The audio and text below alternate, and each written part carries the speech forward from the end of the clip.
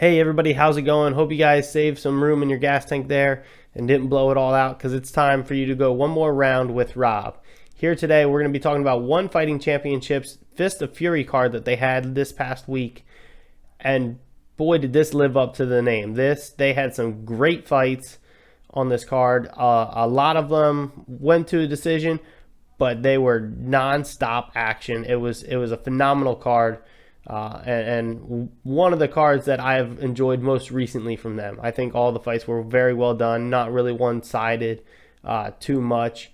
Even the ones that seemed a little bit more one-sided were still very competitive both ways. So let's jump into this one. First fight that we're breaking down, Victoria Lee versus Sunisa Srisan. Lee is the younger sister of Angela Lee, who is a very talented mixed martial artist herself. Lee coming in, this is her pro debut. She's also 16 years old, so she's making her pro debut at 16 years old.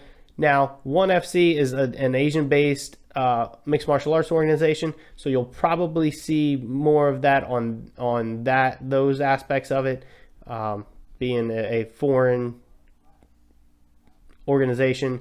You see a lot more of these younger fighters making their debuts. Not as much seen here in the United States for obvious reasons. Not a knock on them. I just thought it was an amazing feat. I didn't realize she was 16 years old until they said it, and I was like, wow, this is going to be interesting. Let's see how she does. And she starts out round one doing really well. She comes out and is aggressive immediately, striking right off the bat. She's landing a good couple of straight left and right combos. She starts to control the clinch against Srisan, but Srisan ends up getting a hip toss on her. Not a problem, though, because Lee escapes fairly quickly. It wasn't like an immediate pop-up, but she doesn't allow Srisan to have top control for that long. So they get up, and they start going back to the striking aspect. Now, in the middle of the round, Lee starts being aggressive, and Srisan starts being able to land some looping shots on her as Lee's coming in and trying to be aggressive. Lee almost has her guard a little bit too far forward, because Srisan was able to land those looping shots in. If she had it back a little bit more, I don't think she would have been as successful as landing those shots on Lee as she was. But she starts landing these shots, and then Srisan, that is, tries actually another hip toss. She tries to get another hip toss on Lee. This time, though, Lee counters it and secures top control. So they're kind of side by side at this point, and Lee has one arm hooked over her back. She ends up slipping her head out, so she has top control now, and she moves to Srisan's back immediately. Like, as soon as she gets her head out, she whips her right leg, I believe it was, over, gets her two hooks in with her legs, and just immediately starts landing strikes. And that's pretty much how the rest of the round goes. Now, at one point, Lee goes and she locks in a rear naked choke, but I don't think she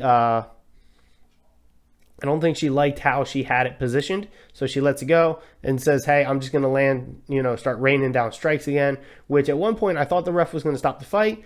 Srisan, though, does enough of moving and covering up that the ref says, I think this is okay to keep going. And I agree. I don't think the shots were that hard. I don't think she was taking that much punishment for this fight to be stopped at that point. So that leads us to the end of the round. I thought it was pretty easy to see that Lee came out and won that round 10-9. Now, the interesting part about ONE FC, though, I say that she won the round 10-9. ONE FC, when they do their mixed martial arts contest, actually goes on a global scorecard rating. So the global scorecard is different than how they do it here in the United States, and how the UFC and Bellator and PFL and some of these other organizations that are American-based score their fights. So they score their fights off of a 10-9 must system, similar to boxing. ONE FC, when they do their mixed martial arts contest, they judge it overall. So if you could win round 1 and 2, but if the guy comes out and the last half of round 2 and round 3 kind of dominates, that guy could win the fight. That being said, Lee was obviously in control of the fight through the first round, so you have to give the nod to her in the advantage to win the fight, essentially. Coming out round 2, again, Lee starts off quick. I think that's going to be a theme throughout her career. She's going to start off rounds quick just based off of this fight. Obviously, this is her first pro fight, so we can't say for certain. But coming out her first 2 rounds of a pro fight immediately and being aggressive, I think could be a nod towards what she's going to be, how she's going to be as a fighter, that is, moving forward in her career. So she comes out quick for strikes, lands some good front kicks too, right to the midsection of Shrizin, right into the body, and those dig right into your gas tank. They're terrible. They're like I've said before on the podcast. Body kicks and calf kicks are 2 of the worst techniques that you get hit with in a fight.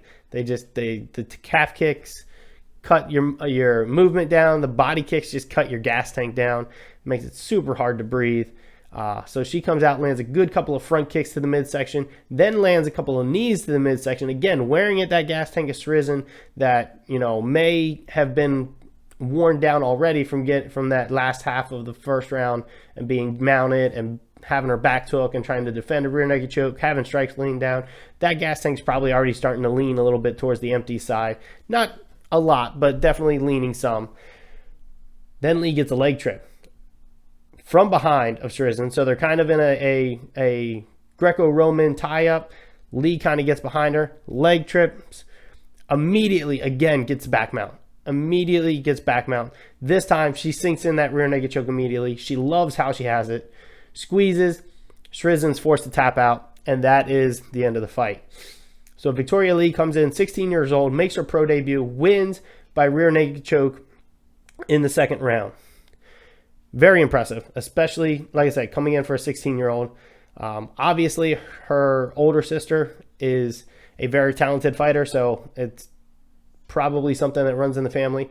It'll be really interesting to see how she moves forward in her career from here. Moving on to the next fight. This next fight is actually a flyweight kickboxing bout. So ONE FC has bouts from MMA to kickboxing and Muay Thai. So this next bout, and they mix them all in the same cards. So this next bout is a flyweight kickboxing bout versus Rotong Jumanguan and Tagir Kalilov. Rotong coming into the fight had a record of 265 wins, 42 losses, and 10 draws coming into the bout. Now, I'm sure you're thinking, well, he's probably got to be up near 30 years old, 35 years old, right, Rob? No, he's 23 years old. He's 23 years old with over 300 bouts already coming into that fight. On the flip side, Kalilov only had a record of 27, 12, and 2 coming into the fight. So he definitely was at a disadvantage experience-wise. Rotong also is already the ONE Fighting Championships Muay Thai flyweight world champion. So he's got that credential on him as well. So let's see how this shapes out. So Kalilov opens up. He comes in with some low kicks, which is great, but Rotong just doesn't seem fazed by this and starts pressing immediately. They have a good exchange about a minute in, with Kalilov actually getting the better of it. He kind of tagged Rotong there a little bit. And it seemed like he got the better of that exchange.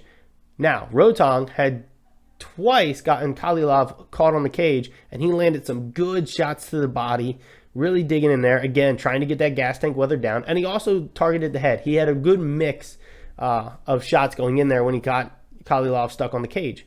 Rotong starts landing a good left lead hook throughout the middle to end of the round here, and just starts really landing that lead left hook. Kalilov's left leg then, off of all those leg kicks that Rotong was starting to land, really starts to be hurting. So Rotong is really, it was kind of those low calf kicks again is what Rotong actually started landing on him again about the last half, about last minute of the round.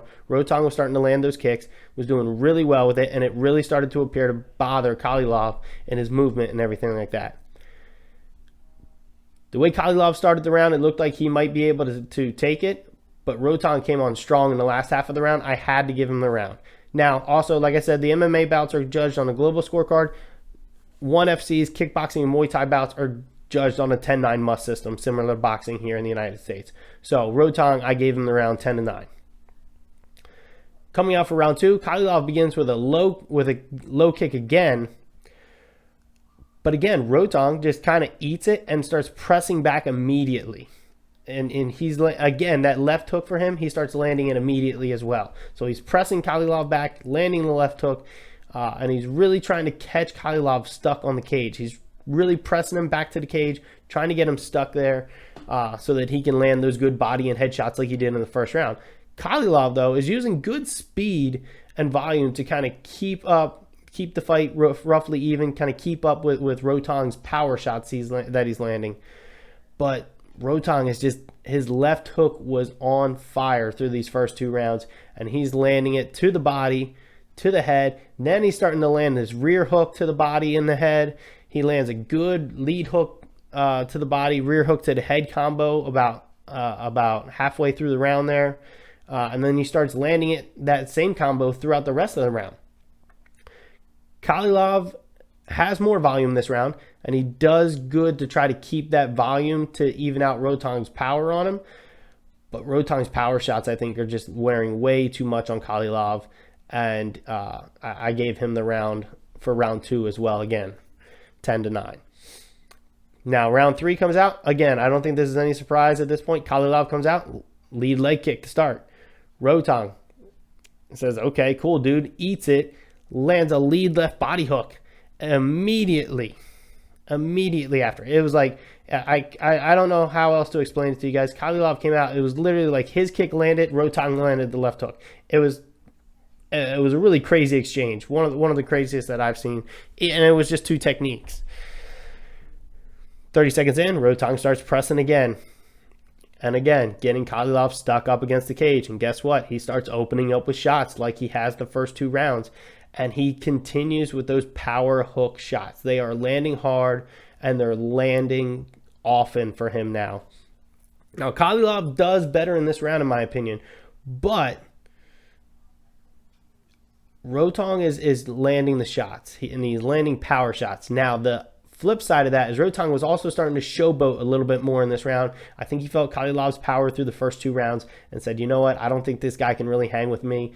I'm not afraid of this guy landing on me. So he really started showboating. He really kind of opened up to let Khalilov land more shots than he probably would have if Rotong had finished out the fight hard.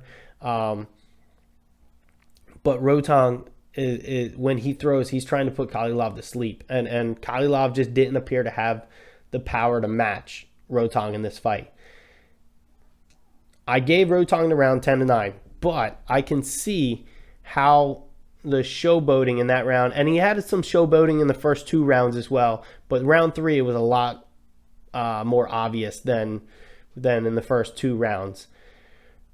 So with that in mind, I did give Rotong all 3 rounds. I thought his power shots made up for his showboating, but I could see where that showboating could lead Rotong to losing a couple of rounds.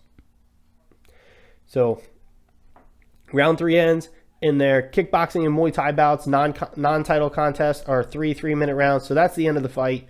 They go to the judges' scorecard. Rotong wins by split decision. He got 2 judges to 1. So 1 judge saw it in favor of Khalilov. The other 2 obviously saw it in favor of Rotong. Rotong here now wants the winner of the main event contest, which was going to be for the Fighting Championships Flyweight Kickboxing World Championship. So like I said, he already holds the Flyweight Muay Thai World Championship for ONE FC. Then now he wants to fight the Kickboxing World Champion, whoever that may be, coming out of the main event fight.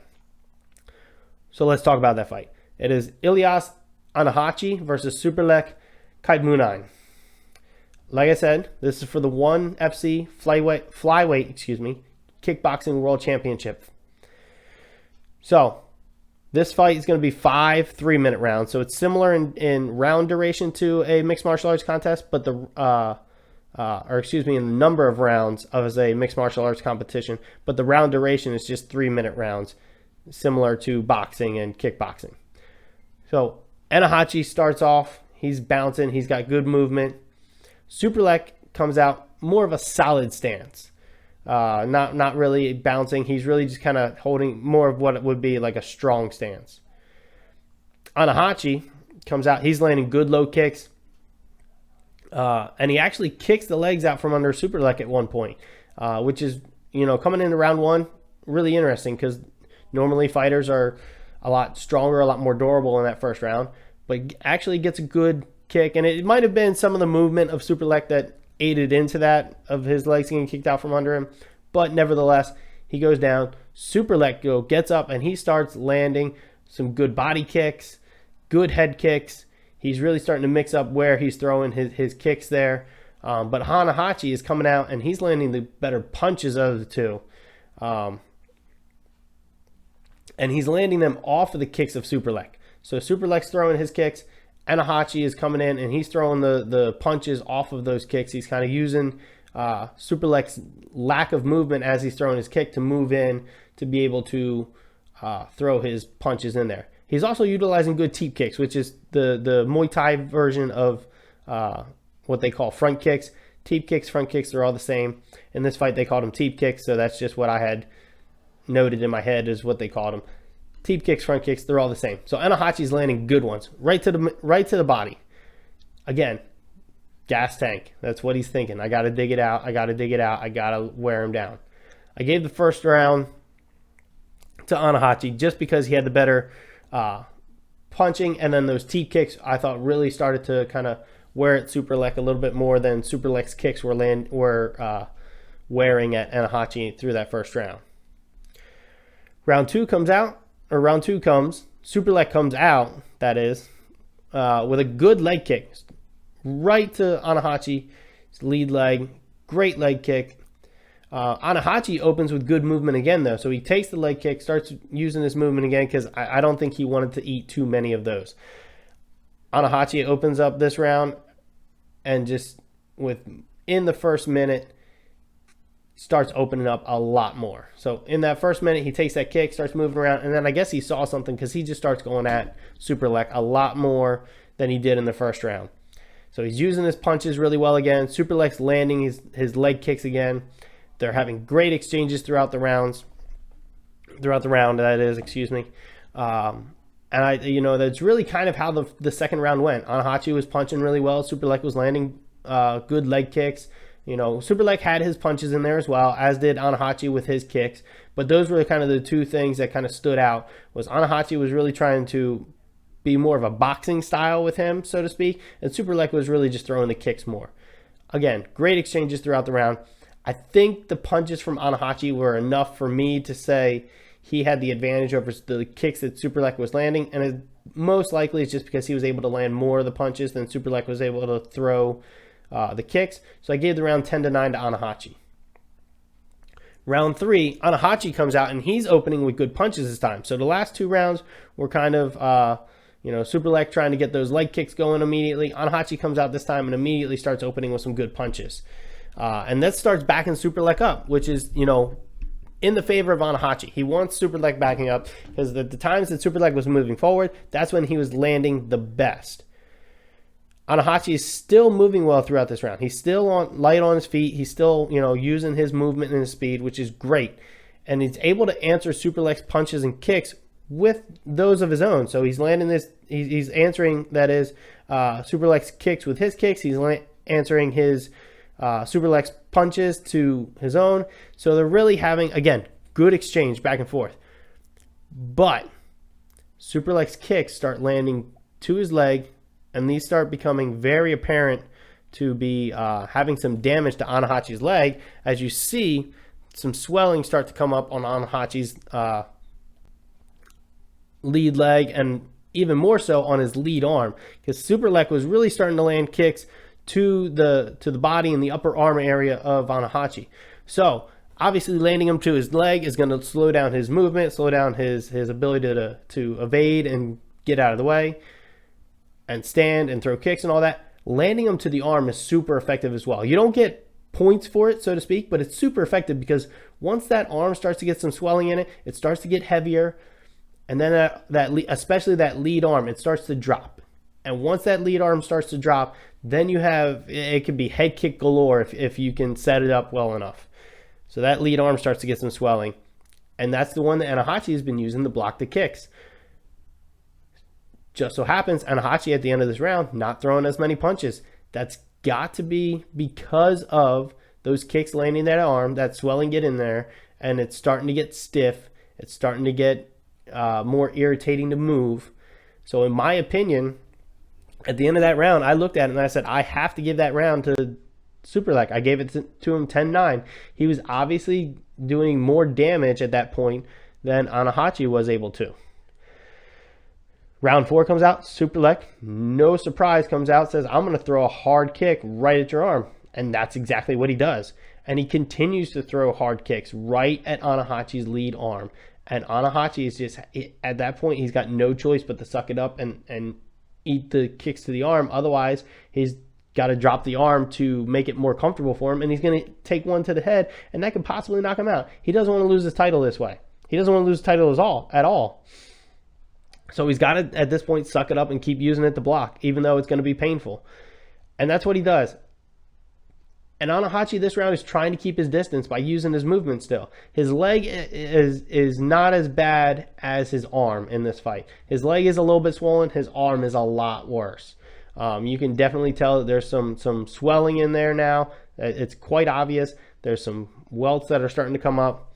So Anahachi's left arm, which again is his lead arm, is really starting to show signs of wear. And Superlek starts using this. He starts walking him down. He starts throwing more kicks, punches, everything. And again, Anahachi's just trying to evade and trying to at least give some type of rest, so to speak, to his arm so that he can possibly use it in the last round that's coming next if he can get out of this round. The left side of Anahachi's body is super red from his leg to his arm, just under his ribs in his midsection there. It's red. Superlek's kicks are landing, and it's a noticeably less output from Anahachi this round because those kicks are landing and because those areas are starting to swell more. Because of that, again, I had to give Superlek the round 10-9. I think round 4 was a lot more clear than round 3 for me to give it to Superlek. But again, that damage starts to become obvious. And in round 4, it was quite easy for me to say Superlek won that round. Round 5 comes out, and again, surprise, surprise, Superlek throws a hard body kick that Anahachi actually catches it. So it lands, but Anahachi catches it. And that's actually, I think it's worse for Anahachi than, what people would think. They'd be like, oh, Rob, well, he caught it, so he obviously can't be that hurt. When you catch it, it's really because you're just like, I don't know if I can get out of the way of this, and I don't want him to be able to land to follow up with anything more significant. So you catch it, you kind of grit down and take it, and then you try to move on. Now, Anahachi in this round appears to have a little bit more output with his kicks, especially in the beginning portion of the round, but Superlek is the one that's pressing him. He's walking him down despite Anahachi trying to remain mobile. So Superlek at this point is almost taking the Rotong approach to it, and he's trying to get Anahachi stuck up against the cage just so he can land his power shots and really start to dig and try to get a finish out of this. Both men in this round appear to be fresh, not lacking a lot of energy, and it made for a really good last round. Like I said, because Anahachi is trying to remain mobile, kind of trying to do more of a stick and move kind of game plan at this point. And Superlek's just like, I'm going to walk you down and just land as many power shots as I can. Anahachi definitely more aggressive in this round. Absolutely more aggressive in this round. Like I said, he's walking him down. And I think this was the round that he looked the most aggressive in, which was it's really good for him to end the fight like this, especially being a challenger, trying to take the title. He attempts a head kick. Anahachi blocks it for the most part. So then Superlek just kind of comes in. He says, I'm just going to go with body kicks and knees, and just really try to get you out of the fight just by body kicks and knees, which it can happen. It has happened. And especially when a guy is good at throwing body kicks and body knees, he can load a lot of power into them and, get a guy out of there. Unfortunately, that's not how this works out for Superlek in his bout against Anahachi. Anahachi finishes the round, but he finishes the round moving backwards as Superlek walks him down. Again, a 10-9 round. And again, I think the 4th and 5th rounds were especially easy for me to say. That was Superlek's rounds, 10-9. So therefore, I gave Superlek rounds 3, 4, and 5. Anahashi, I gave him the opening 2 rounds. I thought Superlek should have won the fight. I just didn't think Anahashi did enough in the last 3 rounds to retain the title. But the judges, on the other hand, did not see it the same way. They actually gave a unanimous decision win to Anahashi, so he remains the ONE FC Super Series Flyweight World Champion. I guess they saw something more in the 3rd round out of Anahashi than I did, and even the announcers were pretty surprised about this result announcement. I think they thought Superlek was going to be the new Flyweight World Champion. Doesn't matter what we think, though. Matters what the judges think. And they thought Anahashi did enough to retain the title. Now, in his post-fight interview, Anahashi says he wants to fight Rotong next, which is great because that's what Rotong wants as well. I think since these two are like, hey, I want to go at it with him, he wants to go at it with me, I think it's a clear matchup. I don't know that Anahashi is going to be able to withstand Rotong the way that he was able to withstand Superlek that night. I think Rotong is a little bit stronger. I think he has a little bit more powerful kicks, and I think that Anahashi showed a lot of weakness in just trying to eat those shots all on his lead side, and I think Rotong's going to take advantage of that. Now, Anahashi also said that after he fights Rotong, he wants to fight Demetrius Mighty Mouse Johnson. Now, Demetrius Mighty Mouse Johnson is a former UFC Flyweight World Champion. He holds the record for the most title defenses in the UFC at 12. I think it should have been 13. I thought he won that last fight against Henry Cejudo. Again, two of the judges thought that Henry Cejudo won and not Demetrius. So, again, my opinion doesn't really matter, but I thought it was a very close fight. I just thought Demetrius did enough, so I thought it should have been 13. Regardless, still holds the record at 12 title defenses.